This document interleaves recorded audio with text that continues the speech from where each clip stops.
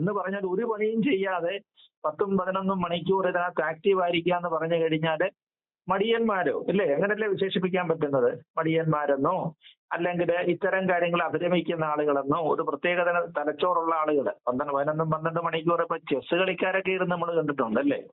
India അങ്ങനെ തന്നെയാണ്. ലോകത്തിലെ ചെസ് കളിയിലൊക്കെ നമ്മൾ ചില ചാമ്പ്യൻഷിപ്പ് ഒക്കെ കിട്ടിക്കഴിഞ്ഞ സമയത്ത് റഷ്യ അടക്കമുള്ള രാജ്യങ്ങളെ കുറിച്ചൊക്കെ, പ്രത്യേകിച്ച് ഇന്ത്യയെ കുറിച്ച് വന്നൊരു ഇമേജ് എന്ന് പറഞ്ഞാൽ അങ്ങനെയായിരുന്നു. ചെസ് എന്ന് പറഞ്ഞാൽ മണിക്കൂറുകളോളം നോക്കി ഒരു കരു നീക്കണമെന്നുണ്ടെങ്കിൽ മണിക്കൂറുകളോളം കാത്തിരിക്കണമായിരുന്നു.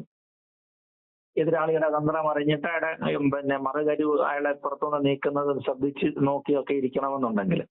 അപ്പൊ ഈ മടിയന്മാരുടെ കളി എന്നാണ് ഇതിനെ വിശേഷിപ്പിക്കുന്നത്. ലോകത്തിലെ മടിയന്മാർ ചിലപ്പോൾ മണിക്കൂറുകൾ എടുക്കും ഈ കളി തീർന്നു വരുന്നതിനായിട്ട്.